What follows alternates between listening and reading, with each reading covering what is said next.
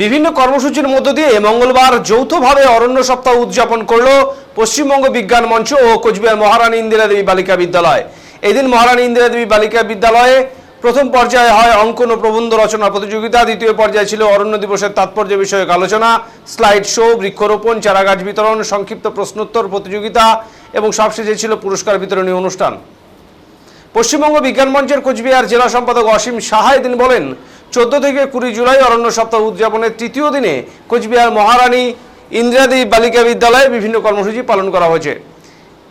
এছাড়াও বনসৃজন সম্পর্কিত আলোচনা চক্র হয়। এদিন মুখ্য আলোচক হিসেবে উপস্থিত ছিলেন উত্তরবঙ্গ কৃষি বিশ্ববিদ্যালয়ের অধ্যাপক ডক্টর অমরেন্দ্র দে। এই পরিবেশ সংরক্ষণ এবং বন সংরক্ষণের ক্ষেত্রে শুধু একটি দিন বৃক্ষরোপণ নয়, গোটা বছর জুড়ে বশ্চিমবঙ্গ বিজ্ঞান মঞ্চ এই বৃক্ষরোপণ সহ কর্মসূচি গ্রহণ করে থাকে।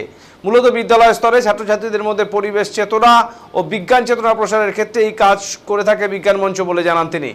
বিশেষত জীববৈচিত্র্য রক্ষার ক্ষেত্রে এই বনসৃজন এই সময় খুবই গুরুত্বপূর্ণ একটা বিষয়। প্রতিনিয়ত বাড়ছে তাপমাত্রা, কোনো কোনো জায়গায় হয়ে চলেছে অঝরে বৃষ্টিপাত, হচ্ছে বন্যা, নামছে ধস, নানা প্রাকৃতিক বিপর্যয় নেমে আসছে প্রকৃতির ওপর।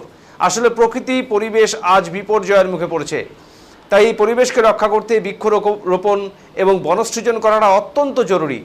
সারা বছর এই কাজ করার জন্য সকলকে এদিন আহ্বান জানান তিনি।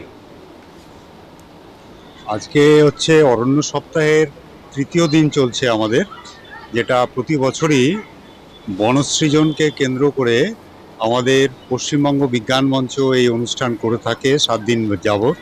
14 থেকে 20 জুলাই এই অরণ্য সপ্তাহ উদযাপনের আজকে তৃতীয় দিনে আমরা মহারানী ইন্দিরা দেবী স্কুলে এই অনুষ্ঠান পালন করছি। এখানে সকাল থেকে আমাদের ছোট বাচ্চাদের নিয়ে নানা প্রতিযোগিতামূলক অনুষ্ঠান হয়েছে, বসে আঁকো, প্রবন্ধ রচনা এবং কুইজ প্রতিযোগিতা ইত্যাদি হয়েছে। এখন আমাদের মাঠে চলছে বৃক্ষরোপণ অনুষ্ঠান। এরপরে আমাদের এখানকার সভাকক্ষে অনুষ্ঠিত হবে বনসৃজনকে কেন্দ্র করে আলোচনা সভা, যাতে আমাদের উত্তরবঙ্গ কৃষি বিশ্ববিদ্যালয়ের অধ্যাপক ডক্টর অমরেন্দ্র দে উপস্থিত আছেন, যিনি ফরেস্ট ডিপার্টমেন্টের হেড অফ দ্য ডিপার্টমেন্ট ওখানে। তিনি আজকে আমাদের এই আলোচনা সভায় মুখ্য বক্তা হিসাবে উপস্থিত আছেন।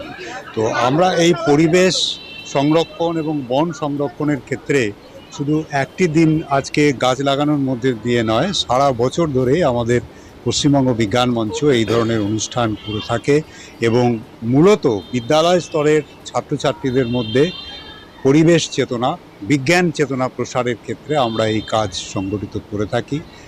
যেমন করে 5ই জুন আমাদের বিশ্ব পরিবেশ দিবস পালিত হয়, তেমনি এই অরণ্য সপ্তাহ আজকে পালিত হচ্ছে। তবে এবারের অরণ্য সপ্তাহে একটা বিশেষ তাৎপর্য রয়েছে। আমরা জানি যে আমাদের ভারতবর্ষে বনসৃজন অর্থাৎ বন সংরক্ষণের ক্ষেত্রে সবচাইতে প্রথম সংগঠিত আন্দোলন যেটা হয়েছিল চিপকো আন্দোলন।